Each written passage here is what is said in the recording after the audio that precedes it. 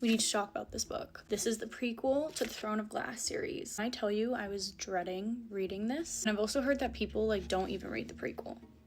If you're not familiar, Sarah J. Maas, she writes ACOTAR. She writes those books that everyone's obsessed with.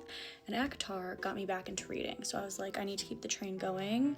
Let me read Throne of Glass. I've been doing that, and so far so good. Not as smutty, but that's okay. People say still persist on, it's still good. So I read the first 3 books, and then I read this 4th. Most people read the first 2, and then they read this. One of my dearest friends that introduced me to this, she read it 4th, so that's what I did. Apparently that's the romantic way to read it.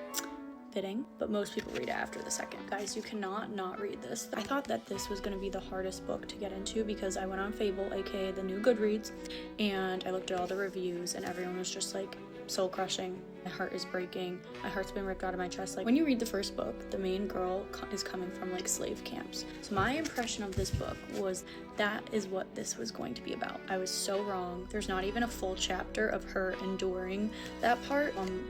Very happy about that. It did rip my soul apart. It was so good. The first 2 pages I was not ready to read, and I immediately was like, wait, this is so good. The character's personality, like it all just like comes together and you really start to understand the future books more, like the foundation of who she was interacting with and why she acts like she does too. I'm not gonna give away any spoilers, but if you've been trying to knock the book and like skip over it, just read it. I kind of liked where I read it. I almost feel like I would almost read it first out of everything. Now I'm on to Queen of Shadows. Anyways, read this, it's really good.